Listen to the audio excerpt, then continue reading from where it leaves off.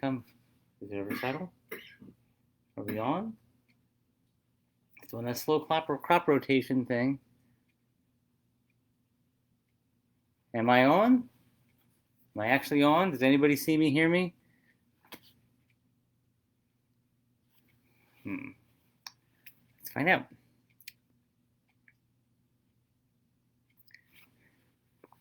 Well, I got at least 2 people are watching, so let's see. Yay! All right, good. We got some confirmation. All right. Give it a minute for things to catch up. Of course, I had the same problem that I usually have with this thing. So, but hey, but for once it actually worked. I'm actually connected. All right. So what I'm gonna do is on my timeline on my wall on Facebook, I'm gonna start a if there's any questions thread once as we go along.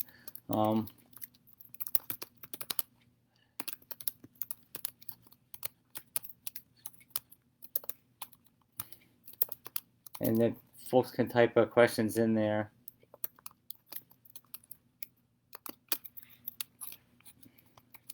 It is now on my timeline. And so I guess we're off to the races here. Okay,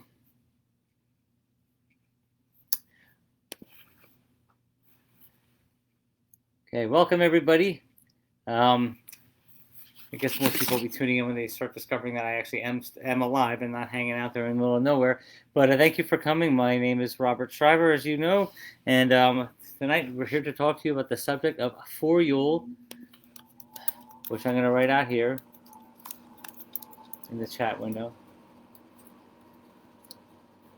Voryuul is the Dutch word for like pre-Yule, so it's like the same as Voryuul.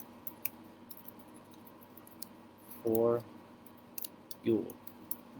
How the stress would go on there.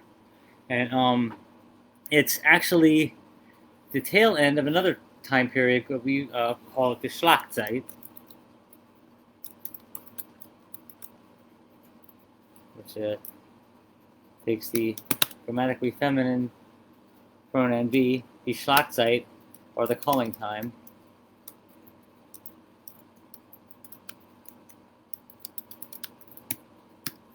Okay, the Schlachtzeit actually is a much longer time period than we observe it on our seasonal calendar list, if you will, because it really begins whenever hunters and farmers begin to cull their herds or go out hunting actively and begin to cure their meats and everything. But for us, it usually begins at the end of Allerliebeziel. Actually, the beginning of Allerliebeziel, but once Allerliebeziel ends after Ewiger Jäger, that's when we officially begin the season of the Schlachtzeit, and we are still in it, and it is the tail end of it. Voryuul is actually a fairly new phenomenon in terms of our observances ritually, but it is actually, its components are much older. Many of you may have heard recently of Belschnickel and the approach of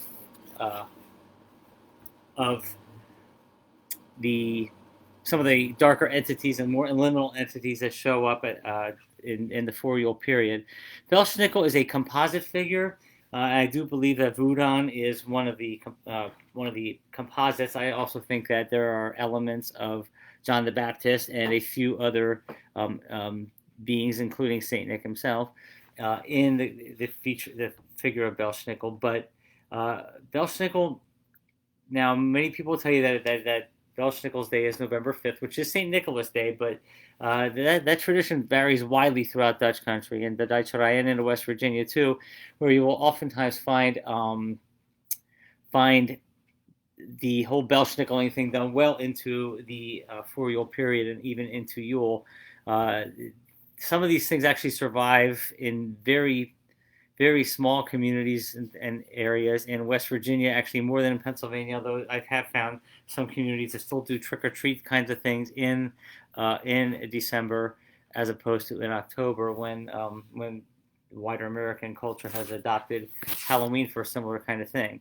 If you look back throughout Pennsylvania Dutch lore, you will find all sorts of parades and trick or treating, and actually drunken revelry and everything involved in this time of December, usually from the 5th up until after Yule, and that is an echo and a holdover from very old periods before. It's kind of cool in that we're bringing some of this stuff back, but we're placing it squarely into Voryuul for the most part amongst our people in Urglaawe. So let me see. Before I get any farther, does anybody have any questions that they want to ask now?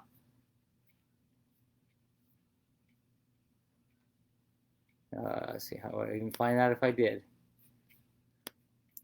Actually, I can see it here in the live chat window. So, anybody have any questions, concerns? Please just no questions that are like gonna make me lose in a game show or anything. All right, so talking about Voryuul. Voryuul begins officially at sunset on December 8th of every year, and it runs until sunset of December 20th of every year. Oh yeah, King Frost Parade. Yeah, King Frost Parade. I would actually put that in Schlagzeit, but yeah, I guess because that Thanks, Michelle. All right, let's talk about the King Frost Parade. The King Frost Parade. All right. When's the last time I had one of these? I guess it was at Ehrenfest. So let me actually just cover the period from Ehrenfest quickly up until now. So Ehrenfest, we had our harvest home, we had our food drives, and we had brought some of the full members into Distelfink, and then came next was Allerliebeziel at the end of October and into November. And at the very tail end of Allerliebeziel at Eviger Jaeger, that's when we tell off King Frost because he's supposed to be coming and and seizing plant spirits and taking them out of the cycle of life, death, and rebirth. So Eviger Jaeger actually is supposed to kill them off first. Well, this year again, I think we might have overdone it with our railing, and it's been a little bit successful. And quite honestly, it's way too warm outside for this time of year in this region, but we have it anyway. And anyway, King Frost is the king of the frost giants, and there are echoes of King Frost still well alive in Deutschland, including the King Frost Parade in Hamburg, which I remember being in marching band in ninth grade and thinking, man, it's cold out here to be marching, and I felt really sorry for the people who were twirling batons and stuff because they were wearing even less clothing than we were, and we were freezing. But we do have to recognize though that frost, ice, cold, they're a necessity in this region. Our plants need them in order to survive, to go dormant, and to regenerate. And many of our seeds need them in order to germinate. There's a whole bunch of seeds, whole classes of seeds that need to be stratified for 30 days or more in order to even begin to germinate in the spring. So, as much as we hate the ice and the cold sometimes, we do have to recognize that it has its place. And, as much as we hate sometimes dealing with shadowier sides of ourselves and everything, we do have to also recognize that they also have their place, and their place, the place of recognizing them, surmounting them, confronting them, or you're learning how to utilize them, is right now in the middle of Voryuul. And I gotta find for once I actually wrote notes, and of course now I can't find them because I'm live now. Let's see, there they are.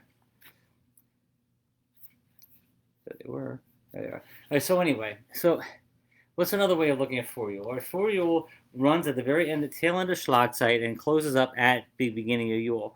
In Urglaawe reckoning, the Yule begins at sunset on December 20th, which is actually the beginning of December 21st.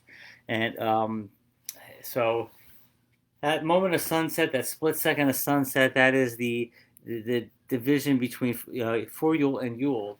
And there's some interesting things that kind of go on there. And this year is actually going to be even more interesting because we got that conjunction of Saturn and Jupiter going on during that time also. But I've been thinking a lot about some of this stuff lately, particularly, and actually, it even came up on in the Urglaawe group today with Shep's question about time.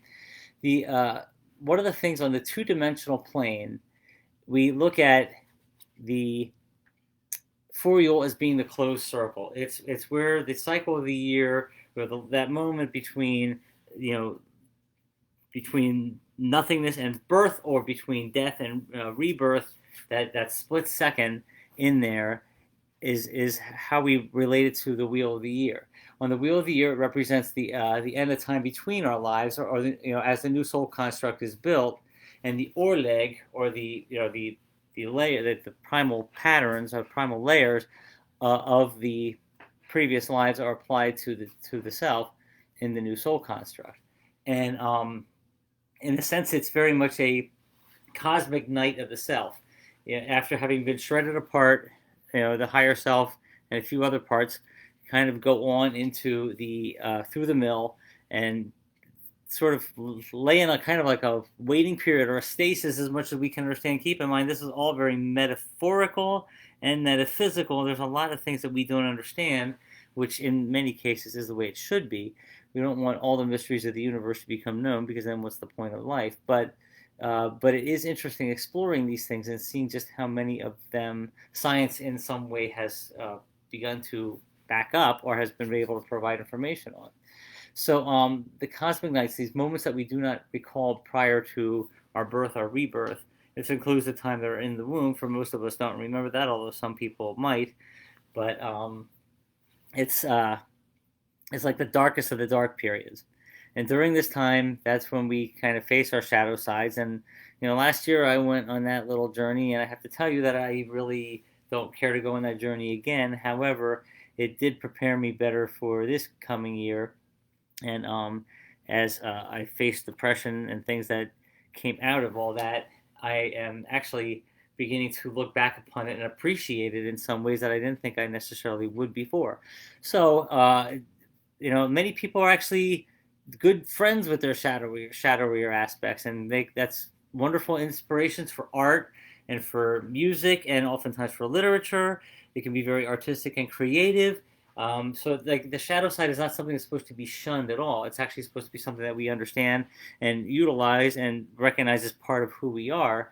But there are also shadowier sides of ourselves that we don't necessarily want to have be in control of who we are, or become the identity upon which we take. So the representing many of these dealings with the shadow side, or the shadowier side, I should say, there are some principal entities that we recognize within Urglaawe. One is, of course, Berchta, as I mentioned earlier. Berchta, if for those of you who are not familiar, and there are differences in regional variations to the pattern, but it's fairly well established that Berchta comes about sometime in December, and in many cases he is the seeker of wisdom, looking for wisdom amongst his people. In other times he's just coming along to essentially punish the bad kids, much like Krampus. But when we were kids, he used to ask us riddles, and if you asked the riddles, if you could answer the riddle, you would get a horse chestnut. The horse chestnut was supposed to be something you could set out, and then you set it out, and that would tell Santa Claus that you had earned the gifts. If you didn't answer the question properly, then you were put into like a lightning round where he has this hickory switch. He's swatting at your hands while you try to use physical prowess to get one of the horse chestnuts that's remaining. And typically there was one horse chestnut less than there were the number of children, and so some poor kid would be left out. However, that usually ended up getting made up for somewhere along the way. In short, people were a lot less coddling, a little more, how should I say, a little more nasty sometimes in the past. But but it represents some truths about life. I mean, many times in life you have to rely upon your wit or your physical prowess in order to be able to make it through, day-to-day challenges. And it's the really bad kids were supposed to be hit with the switch and everything. That never really happened around us, but you'll see that in some of the reenactments nowadays too, that people let's see, Belschnickel's always carrying his switch. Actually, let me show you one of my Belschnickels here. Um,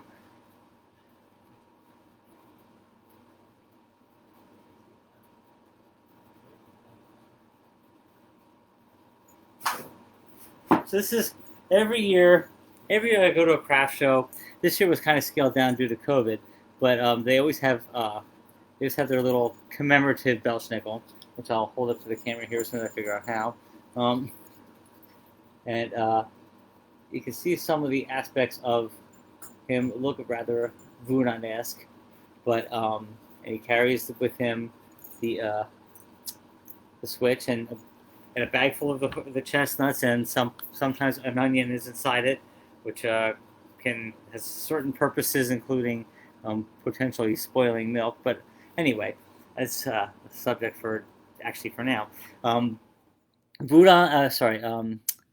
Belschnickel can actually be very nasty, and he's often depicted as having a face that's full of soot from having gone up and down chimneys, much like Santa Claus or Saint Nicholas. In the past, I have played the role of Belschnickel in the Parade of Spirits, which is another topic coming up. We have to be a little more sensitive and recognize the fact that we're better off using gray than black, because even though the historical pattern was using black on the face to represent the chimney soot, it's that's not appropriate today. But gray and green and colors like that, though, they are fully appropriate, fully consistent with our traditions. And the Belschnickel lore is important because in many ways he is one who paves the way for the gift giving aspect of Santa Claus.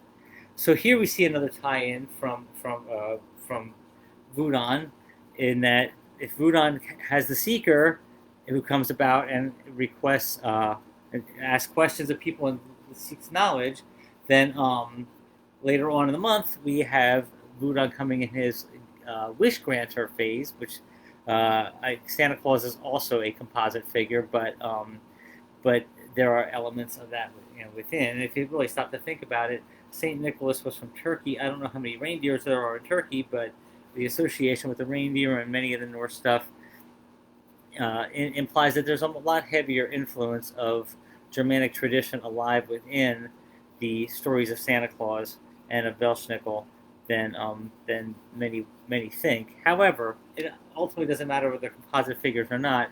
From our perspective, they become very consistent with the lore that we're looking at.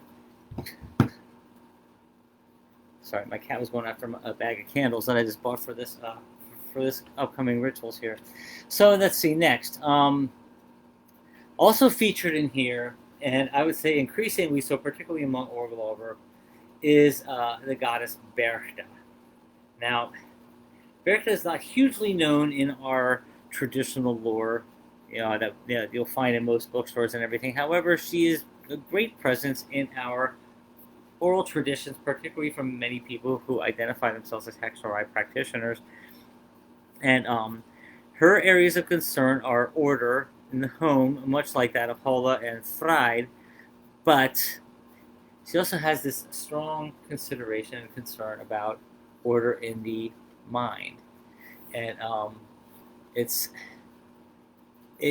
for many people who deal with depression or with mental challenges or other diseases of the mind, they find Berchta to be both a loving helper or assistant or ally, or they find her to be she'll kick your ass. I mean, Berchta kicked my ass left, right, and sideways last December, and it took me a while to really figure out that I was causing many of my own problems just through my own depressions and not facing up to things, and so I ended up going and finally, seeking out help.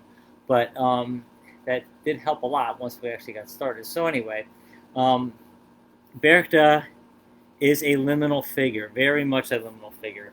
Pretty much all the entities that we talk in here are liminal in one form or another. Even Belschnickel is liminal. But Berchta is said to be, many people, especially particularly over in Germany, they view Berchta and Holla as the same goddess, different aspects of the same goddess, or regional variations of the same goddess. Our lore specifically states that they are sisters. and that they share many things in common. And there was something that came up. I believe it was last year, actually during Yule.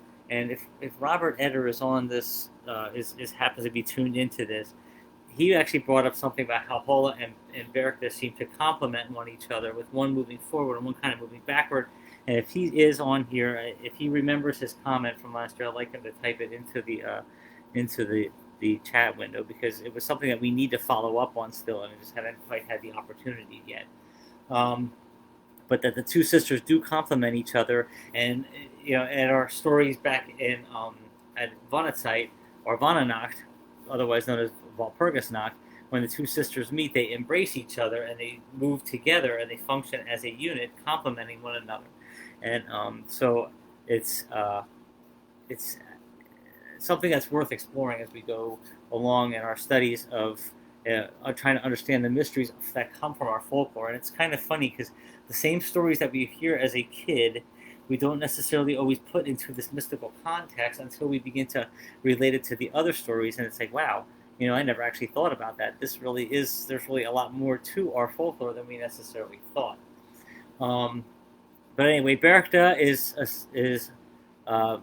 known also in the Alpine regions as Perchta, and so the Perchten are the strange people who dress in strange costumes and scary costumes, and are associated with Krampus and some of the other kind of dark festivals of this season. Berchta herself actually has her feast day at the last night of Yule, which is December 31st, and that's the only, as far as I know, it's the only meal that is actually required in any heathen tradition, is her meal of herring and gruel, and sometimes these kind of like almost very not particularly nutritious pancakes called samede. But I'll cover that in another one, because I plan to have another one of these Urglaawe lives between now and then. But one of the things about Berchta that's most well known is that her nickname is also the belly slitter. Those who do not eat her meal at that on Berchta's Zwelf on December 31st, she will slit open their belly, replace the contents with straw, or put chains in, and then sew it up with a giant chain. That to me is not to be taken literally, but but I would actually look at that more as it's very poor fortune or hunger or something in the coming year. Well, that actually has a prequel here in our Voryuul period, and that prequel is Die Lutzelfrau, the Lantern Lady. Well, the Lantern Lady is actually akin to, her traditions are actually akin to those of Saint Lucy, Santa Lucia, etc. And you'll sometimes even see depictions of Holla with the candles on her head, or even with Berchta with the candles on her head. Most of us believe that this is actually Berchta in a disguise. The Lutzelfrau in our lore is an elderly woman who appears with a lantern and is begging for money or for food. And if she is given those by somebody, they will be greatly rewarded in the next year. If she is not given the provisions by somebody, but it's somebody who does not have the means to give it to her, but they still talk to her and engage her, that is also said to have her blessings going into next year. However, if it's somebody who does have the means to give it to her, essentially she will slit their belly and they will have bad luck going into the next year, as if they did not eat the meal too. And there's a lot of provisions of charity, and Stacy, the way you have it spelled is correct. There's a lot of things that go on in here that it's sort of funny how years ago Kate Collifer started the Yuletide sock drive, which you've sort of picked up here, and it turns out that it's completely consistent with everything related to Voryuul and Lutzelfrau, because you are giving things to people that are badly needed. And every year I've been starting the sock drive up here on December 8th, and that will be again starting this year. We still have some leftovers from last year, simply due to the COVID outbreak, I was unable to make as many donations as before. But last year we also had over 1,500 pairs of socks donated, not to mention underwear and a few other necessities. Some people donated. Everything has to be new except the sneakers. There were a couple sneakers that were a few pairs of sneakers that were donated were lightly used, and the people who got them were very appreciative. And actually, I'm gonna kind of rewind to last spring when the shutdown began to happen, and I was trying to get rid of as many of these donations as I possibly could. Um, the it's Becky. Sorry, Richard. I'm gonna answer your question in a minute. The I came across a whole bunch of people who were like migrating into Center City, as I was handing out the socks, I was talking to this one woman, and I asked her if she had been in the area long, and she said no, that word had gone through her camp that they should move closer into Center City because there was a shutdown imminent, and they soon would not be able to get any help or services that they might need. And so when the stocks started coming out, I started actually seeing people helping each other figure out which socks would serve each other's needs best. And so within all this, the horror of the impending shutdown and all the fear that was going about as COVID was expanding, and keep in mind, I myself was just recovering from it at this point and hadn't even known what it was. Um, there was also this beauty of people, you know, helping each other and donating to one another, and well, I think you might need thicker socks than I do, and and it really was one of the most touching moments, I think, of my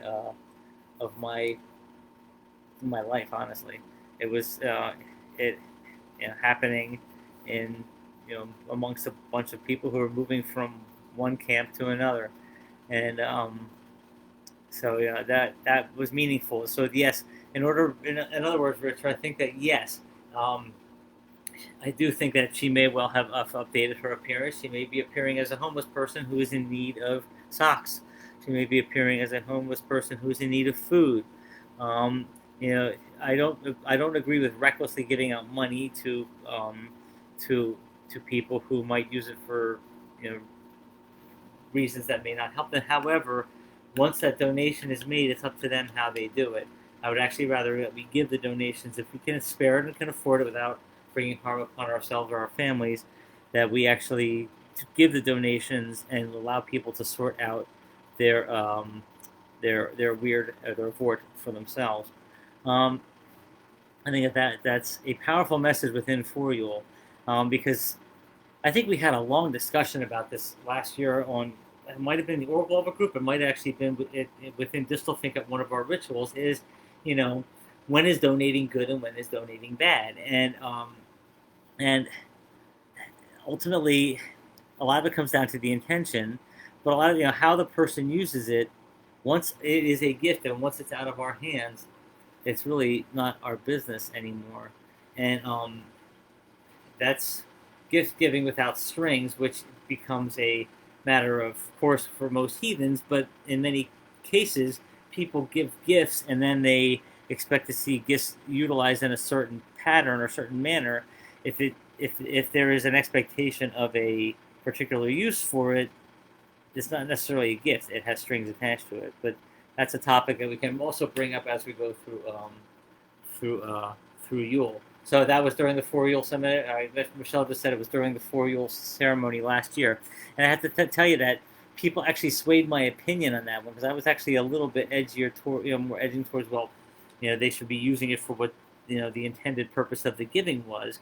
But the intent of the giver is giving the gift, and once the gift is out of that person's hands, it is now up to the intention of the recipient to make a decision how the gift is utilized. And I think that that's actually a very kind of powerful message that many of us need to learn, including me, about gift giving with and without strings. It was a that was a very strong moment, strong point. Let's see what else. So back to Lutzelfrau. So yeah, I do believe that Luxelfrau's appearance would be as updated as would any deity appearing in any disguise. Um, but I also think that Berchta is probably one of the most active deities in our pantheon, at least in my life, on a fairly regular basis. And yeah, people talk about about how shifty and dangerous and cunning and how much of an ass kicker Odin can be. I gotta tell you, some of our goddesses are right up there with him if they don't exceed him. I mean, this grandmotherly appearing goddess can rip you to shreds, and that, quite honestly, same with the slitting of the belly, and there's a greater expectation, that those of us who have the ability to do things and to make changes should actually be trying to do things for the betterment of ourselves, but also for the betterment of the entire human life wave within this generation, and it's uh, that's a pretty tall order for us to absorb, but it also draws us more and more to recognize just how out of sync with the with a better ways of living we are when we're all encapsulated, isolated from each other by matters of happenstance and at each other's throats when we really could be doing a lot more to help one another. Let me just take a pause here. Are there any questions, comments, or you know?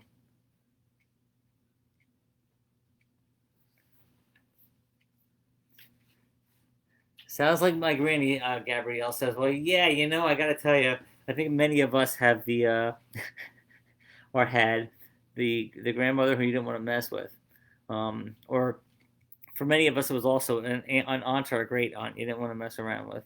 But yeah, I don't see her shifty. She is straightforward. I'm just saying that people think that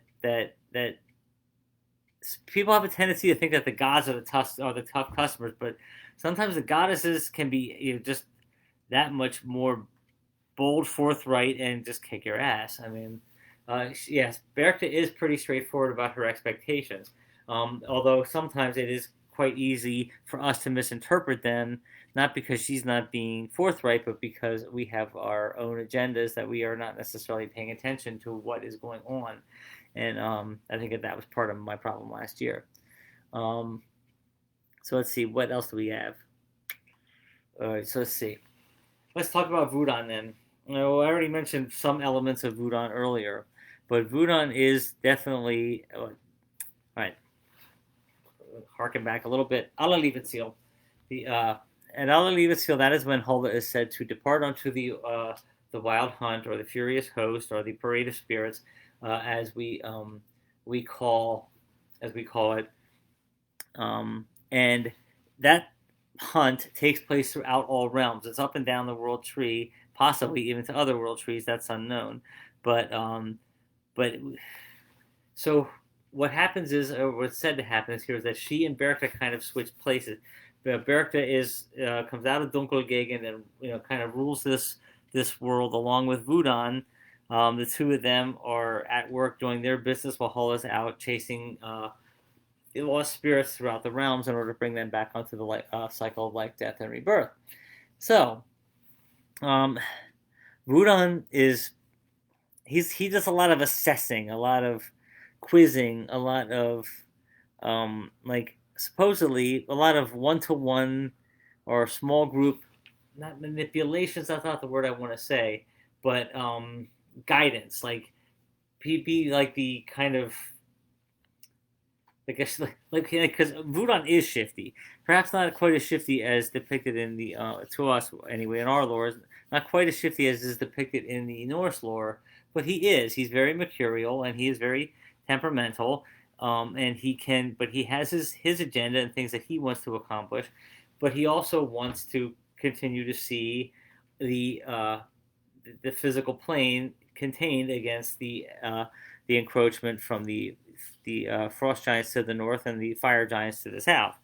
All of which again is metaphor, perhaps, or is it? But but it is maintaining order here in this physical realm, and so some say that this is like these are the best times to interface with Wudan while he's like active in this physical plane. Not that he's not always active, but he is supposed to be on the ground, appearing in guises to people. Some of the hobo stories from the 1800s kind of imply that Wudan might have been at work among them to try to encourage change or to try to bring on some sort of um, camaraderie or alliances among people. And unfortunately, the stories are fairly well broken, but we still have parts of them. You know, let's see what did Paul say here. Yeah, Michelle says that she used the word calculated for his own ends. I think that's a very good way of putting it. And Paul says, I think about Wudan like this Socratic method, asking questions, riddling in order to elucidate. Well, yeah, that's right. I definitely get that with Belschnickel.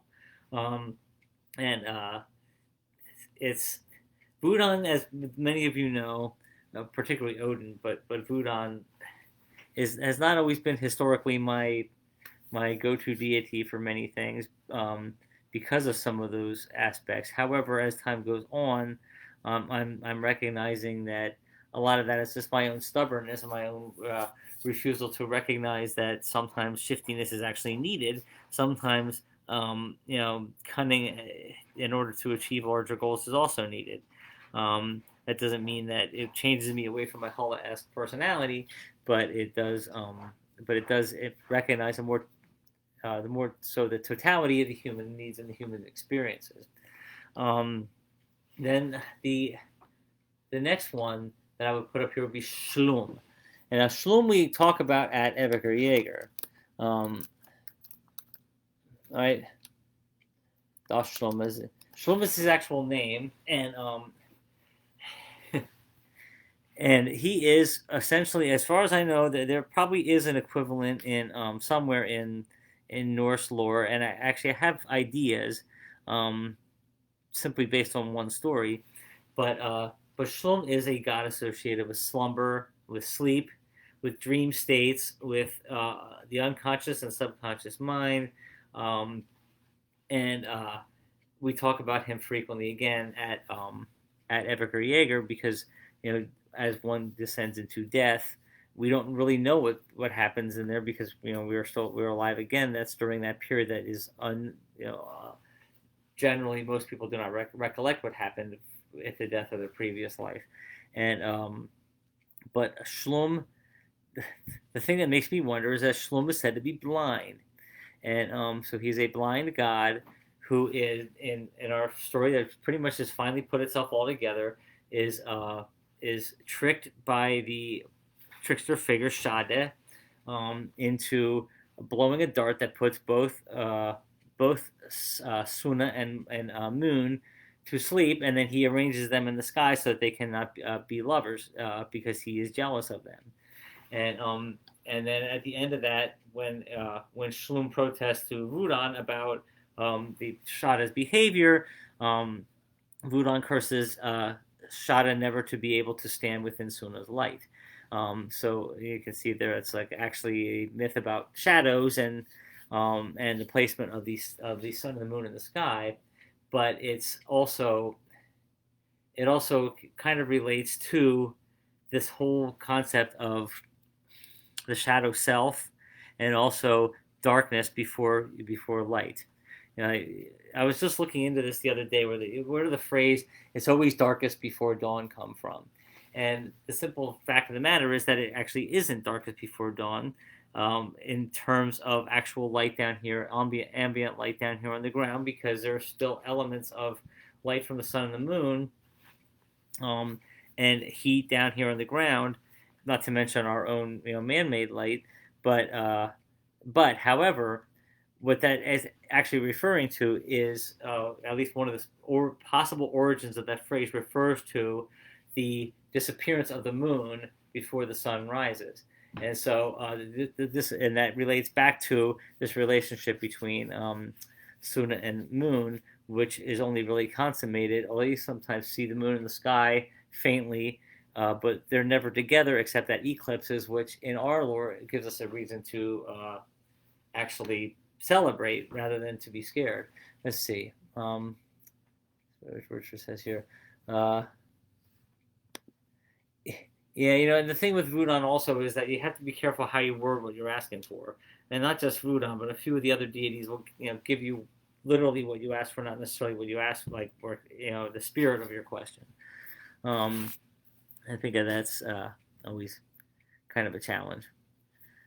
And then Schadde is not a god. Schadde is considered a giant or an entity of some sort, and it's a he. Well, for one of no known pronoun, but um, is definitely a trickster in a classic sense, and in that some of what he does ends up doing some harm in the short run, and in the longer run it explains why certain things have happened, and he is definitely a shadow self. He is definitely like the shadow side, but he is governed by his shadow side, and pretty much nothing that he actually does is particularly done in a way as to benefit all of society or humanity. But it's it he definitely is an entity. I have more scraps of lore than I realized on him that are also going to come out as time goes on. So all right, so that covers most of the characters that we're going to be at least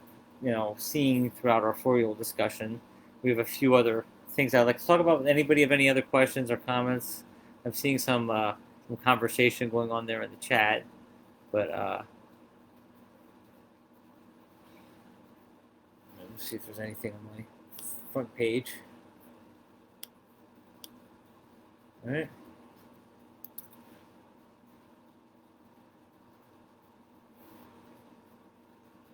I'm going to delete that question thread because you can all ask this right in here. So delete that.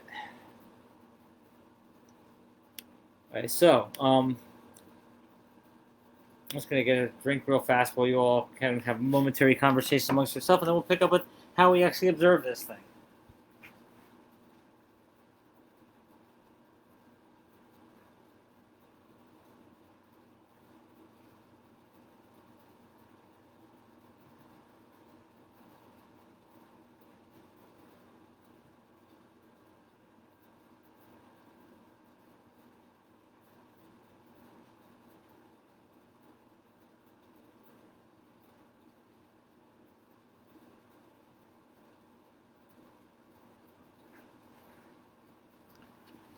All right, I'm back.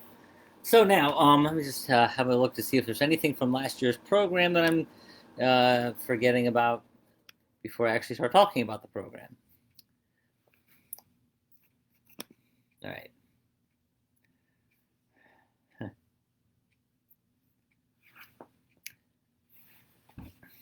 Well, I got the little spinning beach ball. I'll just have to use my memory. Yeah, Jeopardy music plays, intermission music. You all are funny. You should all take this stuff on the road. I don't know. I got the little spinning beach ball on my Mac, so I can't move my page at the moment. But so anyway, so on some of you, I know last year I actually went out and procured some of these things. Some of you already had them, but the old candle stags, okay? Got the matching bookends, and these are the featured. Thank you, Rachel. The uh, the, the featured uh, altar equipment for Voryuul. The anyway, so what I do is I put six tea light candles into each one of these, and I start actually Voryuul out at sunset on the 8th with 12 burning candles. Then I blow one out, and then I let them all the other 11 kind of go for a while, and this represents the diminishing light that comes up until up to Yule when it all begins again, when that spark, whatever that moment is that happens between death and rebirth, actually begins. And I I am blushing. Yes, thanks very much.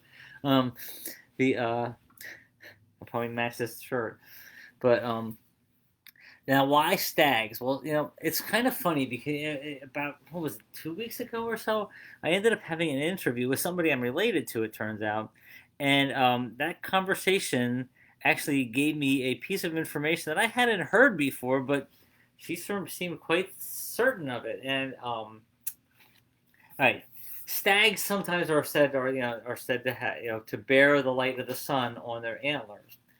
But she said something that I had never even heard or considered before, and she said is that the stags are carrying the sunlight or representing they're leading the fawn that was given birth to by a doe on the night of the 20th. And so in other words, that first night of Yule, which we also call Mother Night, but it's the night that is actually the mother. It's not necessarily a night to celebrate all mothers. We have that in Stanning, but that is the night that otherwise would be called Mitternacht in Dice rather than Mutternacht.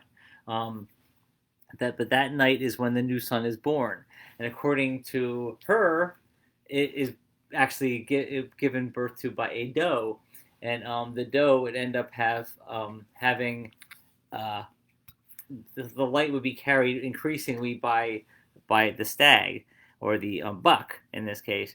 So that's something that's worth considering.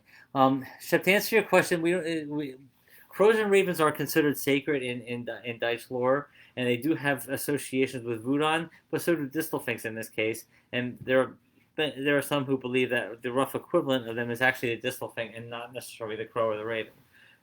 That's a separate topic for another time, though. So anyway, back to this. So I blow out one candle each night, and I meditate upon the various things in my life that are related to the shadow side. And I got to tell you, I'm not going down that same path this year, but I do think that we could probably still come up with beneficial community meditations that people might want to think about as they're going through. Like, what does life mean to you? What does life mean to those around you? What are the lives of the people? Who? What does it mean? Like, what does it mean to be alive? And there are all sorts of questions that can go on the shadow side or on the onto the brighter sides as we go through Yule, and to try to get greater understandings of ourselves and our place within this universe, the world here, like within our lives, because we have a tendency to get so caught up in day to day, the day to day expressions of the needs of our society. Like we need to work, and you don't necessarily have time to slow down and think and appreciate the life that you have right in front of you. And there's always the pressures and the pushes and the pulls going at us all the time, and it's not always in our best interest necessarily to tune out everything, including our own shadow sides in many cases. But many of us also tune out our more altruistic sides because we just don't have time. Time is a linear time, especially it's a burden. It's a burden on the shoulders that slows us down and doesn't allow us to be able to do many of the things that we want to do. Like I'm already sitting here thinking to myself, after this is done, I'm going to have to go and get this ready for school and get that ready for school, and I have this much time and that much time, then I got to go to bed, and but I'm actually slowing down. Most of you might have noticed I'm actually talking more slowly than I usually do, because I'm actually kind of enjoying being with people in the community and talking about, in common about things that we're all interested in, we're all trying to understand. So much of myth is metaphor that leaves itself open to interpretations, whether on a community scale or on an individual scale. And I think that's kind of part of the magic of what life is all about. That we can each have our own understandings, yet be able to cooperate on a communal scale, so that we can, explore these mysteries together and talk about things that we think life might be about, or about the macros and the micros of the universe and of existence. And I think that's a big deal of what Voryuul and Yule are about also, is just the sheer, recognition of just how little we know, while still trying to cast more light upon it and trying to illuminate ourselves as we go through it even more. So I think that, if anybody has any particularly good meditations from Voryuul last year, ones that won't take people who are already prone to depression and push us down into the ground, but instead find ways to lift us up, I would actually encourage people to to submit them. I would actually probably say to Michelle, Ralph, or me, or Larry, and we can actually try to devise something we bring through. See what is Michelle saying here. Um, Thank you, Paul. Boy, you're all these. Paul, you're gonna make me blush here again. Let's see. Michelle says here. Perhaps since we focus on the values during Yule and how they benefit us in society, for Yule could be used to focus on how those same values could actually turn into vices, which of course is true. I mean, that's actually almost that's almost scary. That's almost scary. Oh my goodness. Michelle, I'll kind of let you lead the way on that one. If you have anything else you want to add into that comment, please do. Um, but I do agree. I'm going to repeat it just in case somebody can't see the screen, or in case when this video gets posted live, it doesn't carry the text with it.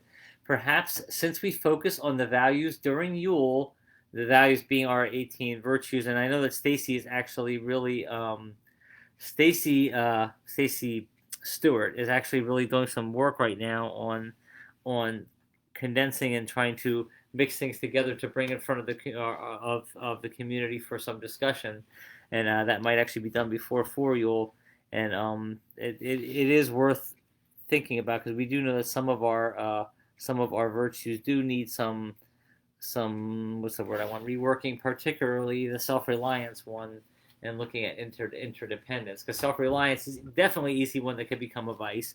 um, but taking a look at these things. See, Stacy says, "Did you get that email? I hope probably did. I probably did, but I might not have read it yet."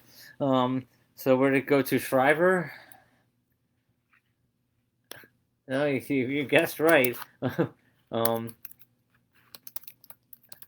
let's see. I'll have a look at that here, see if it's in there, and then if so, I'll talk to Michelle about that in a little bit. Let's see. That's the wrong account. I'll look at that later, Stacy. But if you want to give it, let's see. Yeah. Um, there's a lot of things that we can actually do and explore as we go along, because one of the tendencies that we often see criticized about many heathen, well, particularly pagan pasts in general, is that we're all too love and light, love and light, love and light. And love and light don't necessarily mean anything if they don't have counters to give them a basis or a definition. And darkness is not always bad. Darkness is where we get our respite and where plants regenerate and everything. Hate by itself is bad, but there are things that that are worth hating. I would have to list the COVID virus up there as being one of them. It gives us some motivation to fight it. So there are things that we can recognize have value that come from the shadowy or the dark sides. So it's kind of cool. Now we have homework assignments that we got to do. Oh goodness gracious, we're gonna have to follow up on all this stuff now. So let's see. Here's another one. Okay. The Voryuul time bridges the observances related to death, endings, loss, ultimate transformations, etc., and the observances related to birth, rebirth, and new beginnings. Voryuul is a time of contemplation and acceptance about the hard realities of life as we enter the darkest days of the year. Life is precious because it is short. Even when considering nonlinear time concepts, the life of each of us is living right now, as the person we are at this point of existence is unique. Whether one's life is comfortable or strained, it provides opportunities to make a difference in the lives of others and to help to set the Urglaawe, or the primal layers, for future generations. So that's something that's also worth considering. Yeah. Yeah. Let's see, what are some of the other things that I contemplated last year during this time? The painful acceptance of loss of friendships, loves, spouses, um, long-term friends and things like that.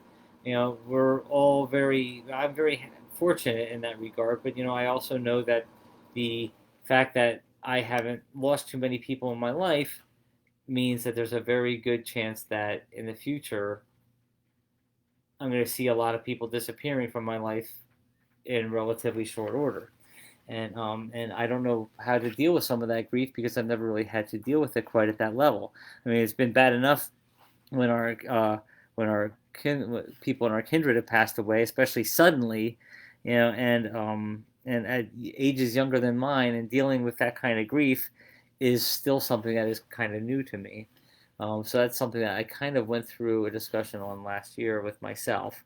Um, but Voryuul has all sorts of opportunities within it and outside of it as we darken the light each day, and we recognize the value in the cosmic night and the sleep and the great slumber and the rest and waking and then being prepared and refreshed for when things begin to waken up again.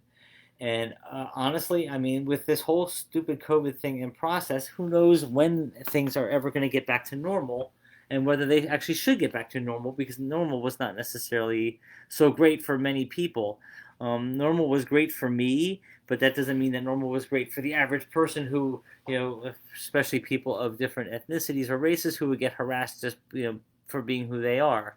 And maybe this is the time that we should be waking up to things.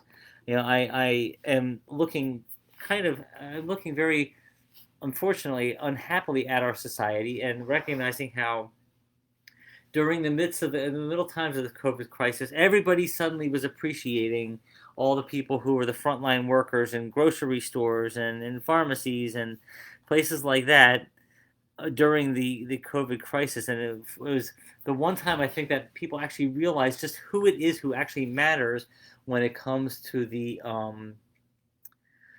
who keeps our society actually running. Is it the giant CEO of some corporation? No, it's the people who are actually there moving the goods that we need in order to survive. Now, granted, above them might be a CEO of a corporation that's keeping them employed, but the horror when I started hearing that after all of those people put their lives at risk in order for everybody else to be able to survive, and then they started getting their pay cut again, their hours cut again, and people started treating them like crap again. I got my own chorus going on here. It's it's a shame and it's a disgrace, and I would hope that our society would have learned more by now. But unfortunately, obviously, it hasn't. But we don't know what round two has in store for us yet. And my school just is tomorrow. Their doors are not opening because two more staff came down with COVID, and they're saying we might open again on Tuesday. In the meantime, it's going to be the video conferencing for the teachers and students within the school. It may open again on Tuesday if the county feels that it's fit, but this is not over, and this might also be the wake up call that we've been needing for how long now to recognize the fact that there's an imbalance in the way that we're living, an imbalance in the way we're treating one another, an imbalance in the way we're treating the environment, a balance of across the board, and that maybe it's time for us to wake up and to recognize that we can do better, we should do better, we must do better. Otherwise, our whole Zusaugpflicht or sacred promise thing is going to come crashing down upon us. And it may not be in the form of starvation due to plants rebelling, but it may be in the form of viruses and diseases getting the better of us because we've created a situation in which we are ill prepared to deal with them, or we are providing a hospitable environment for mutations to grow and to expand. So um, there's a lot of unfortunate things that we have to confront during this time as well. But but how do we supersede some of these? How do we as human beings, particularly human beings without a whole lot of political power, how do we come together and make these things better? And one of the things I'm going to really encourage more and more is that we use these Voryuul nights to begin to quash some of the fears within ourselves, and ritually extinguish or weaken this virus and the grip of fear that it has over us at Yule, and to try to bring together into existence more more happier, more stable, and more promising energies into 2021, because I don't want 2021 to even you know to even look or feel like this, like 2020. This year has been awful. It's been the worst year of my life, and I'm sure the worst year of many other people's lives as well. And I just don't want to drag that same energy in with us. So um, I believe that that's pretty much all I have for this particular little chat. Oh, the Parade of Spirits. How dare I forget? Right? Parade of Spirits are, or the Geisterstrutz, or a few other terms that we have for it, is one of my favorite events of the year. Okay, I absolutely love this event and look forward to it.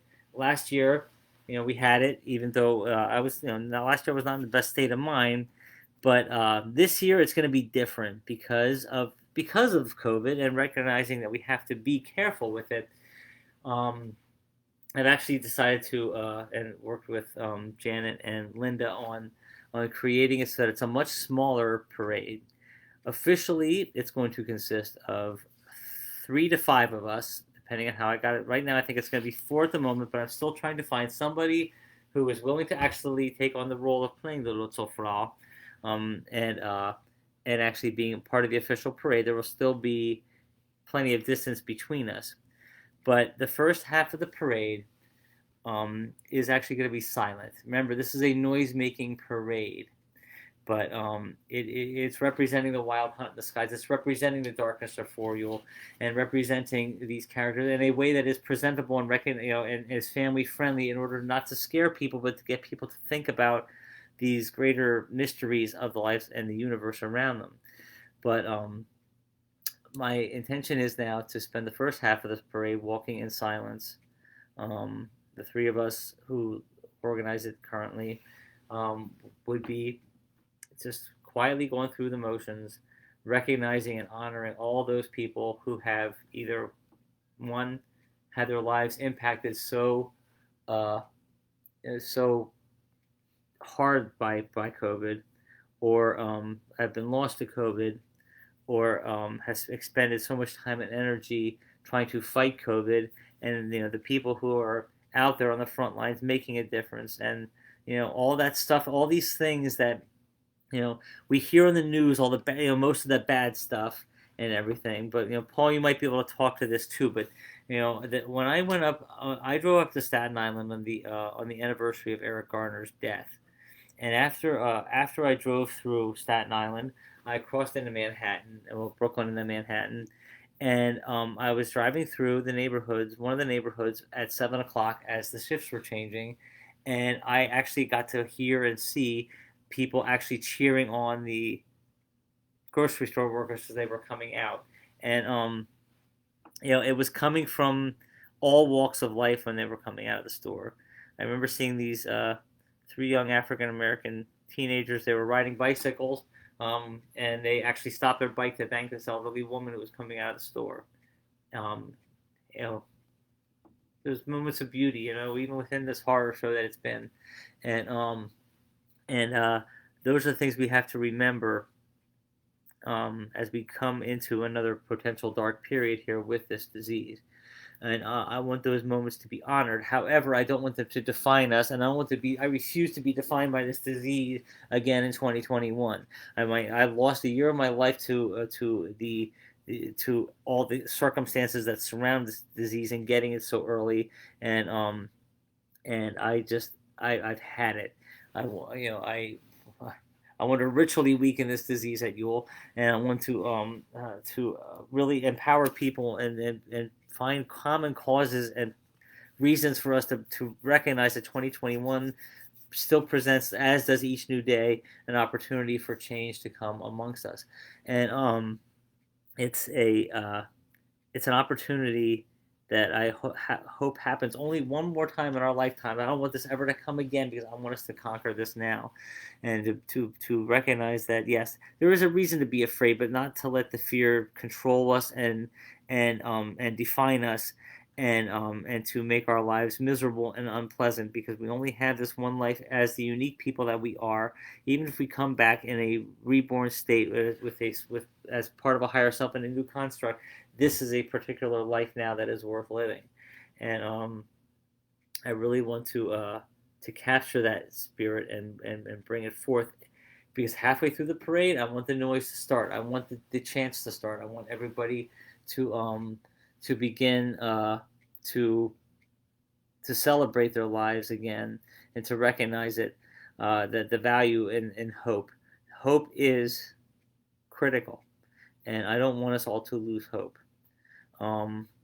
And so, you know, we talk about this in Distal thing. I don't know if I've ever brought it up on one of these Facebook live chats before, but the wild hunt, or the parade of spirits, it runs, like, obviously the cosmos are not tied to our calendars, but we observe them from Seal all the way up until Vanazeit or Vananacht or Walpurgisnacht, when it ends. But there's something special about that happens during Yule, and that is that you'll notice that most depictions, at least within traditional contexts, go from being very dark in their orientation, with the scarier figures, to a little bit brighter. Um, think of, like, now, granted, you don't want to take a modern experience per se, but that's the only way I'm going to really be able to do it. A modern example. All the depictions up until New Year's, or some will say, some might also say the 20th, but there aren't as many actual parades and displays during Yule per se. They're dark, they're dank, they're scary, they're frightening. But actually, once you cross into the new year, once Yule has passed, and the sun is brightening and light is brightening, that is representing the brightening of hope, and of happiness, and of spirits, like, feeling empowered. And you'll start to notice that everything from, like, the mummers to Mardi Gras to all these celebrations at that time, they may still be representing the dead or the odd spirits, but they're also colorful, and there's glitter and hope and happiness and joy in the music, and it's the element that happened there is that we'll be entering the rebirth phase at that point. It's the time between, we haven't been born yet, our lives are still uncertain and unclear, but there's hope. And I want everybody to remember that hope really does matter. Hope is a fuel upon which those of us who are downtrodden or dispirited it's the fuel upon which we can run until we begin to win again, until we begin to see growth and change and actual light and successes. And I don't ever want any of us to give up that hope. So with that, I'm willing to take on any questions or ideas that anybody has, and what do you think? Okay, let's see. I want to see what Paul's talking about here. Let's see. The 7 o'clock clap. Let's see.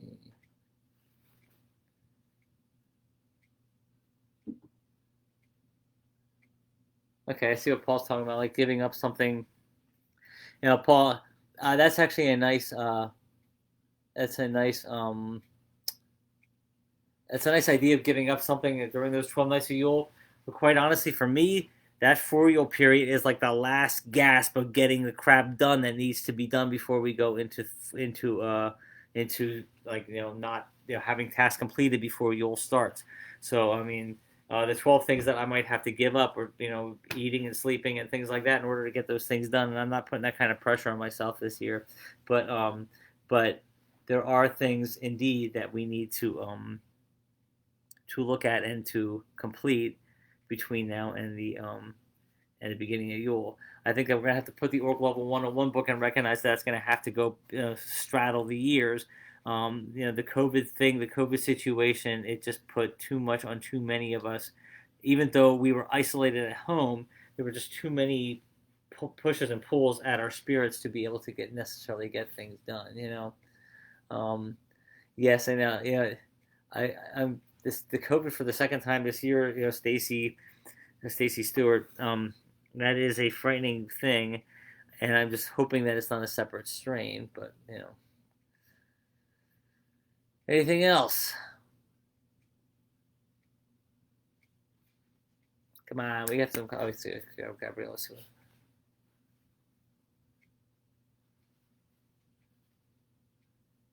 Yeah, I mean,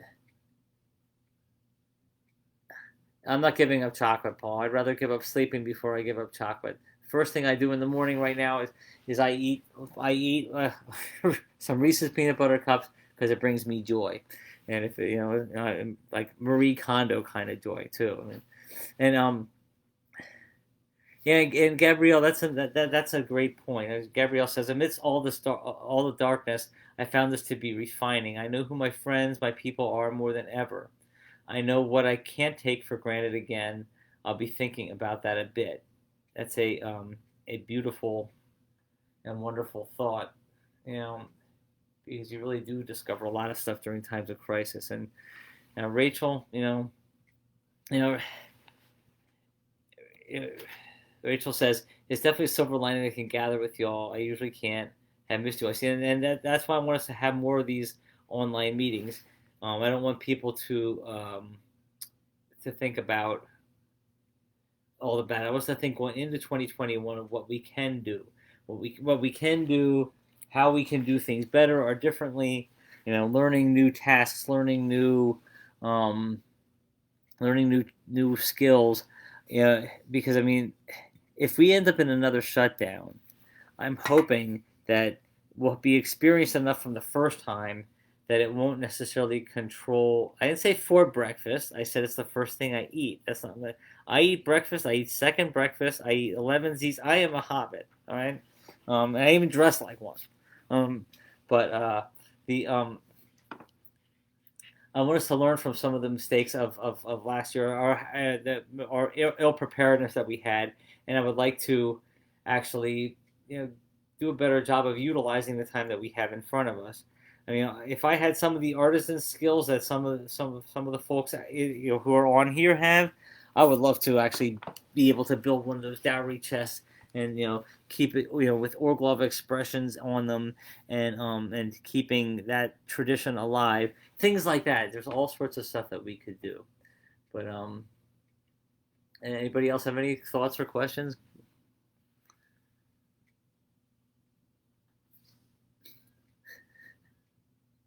No, Paul, come on. This is Dutch country. Chocolate's away. Hot chocolate for breakfast. You never had hot chocolate along with your breakfast, Paul? I mean, come on. Yeah. Oh yeah, dipping. Ooh. I think I'm gonna have that for. I think I want that now. Oh yeah, I used to like that. Hot chocolate where you take toast with butter and you dip it in, especially with marshmallows. You know. Yes. Um, I can't find one necessarily, Rich. We can actually build. If somebody could build a dowry chest, or we can even take some of the prefab ones and at least get the whole process started. There's so many things that we all really just can do, even in our isolation. All right, you know what? Here, let's talk about this one for a second. All right. Not Scrabble, Scrapple. We've never eaten Scrabble for breakfast. All right. Scrabble's funnier, Paul. I'm sorry. It was a perfect, best typo ever. But the so yeah, I'm thinking of hot chocolate tomorrow morning for breakfast, or maybe even tonight with toast with a nice thick thing of butter. You dunk it right into the hot chocolate with the marshmallows and bring it up there. It's all that frothy stuff right on it. And yeah, so I was picturing. Ooh, we could make Scrapple with letter shapes. Yeah, we could actually have edible Scrapple. Um, hmm. Do we make Scrapple in the freezer? I think I'm gonna have to go buy some Scrapple. Uh, that's gonna be a yeah.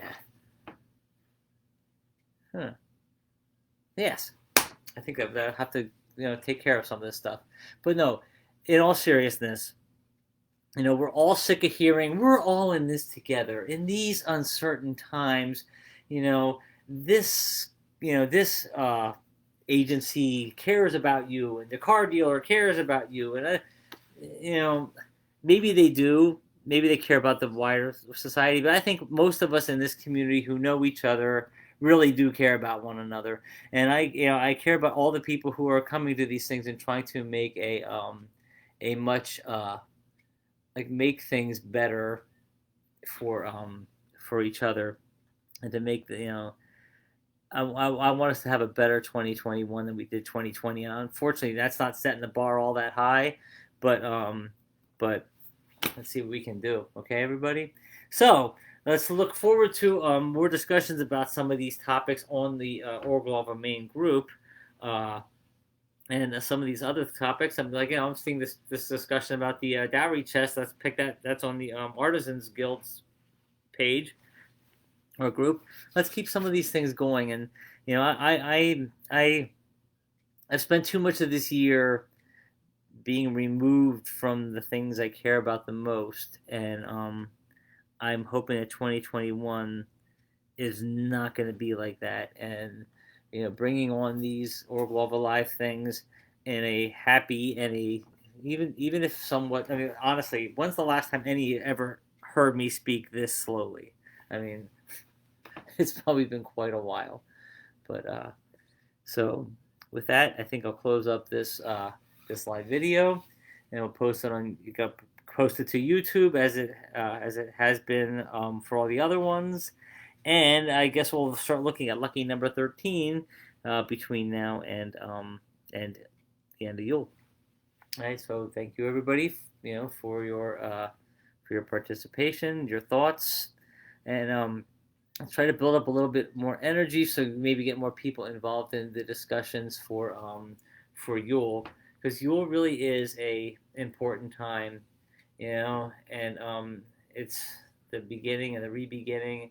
But I think we're actually going to try to increase and bounce up no Yule, or the time right after Yule in January, and because that's when the energy, once Yule's over, once New Year's Day is here, the energy drops. So this year we got to keep that energy up, and we got to keep our spirits up through that time. And so maybe it's time for us to start looking into more of the mysteries of Berchta and seeing what's going on. So hail to everybody, und Max immer besser.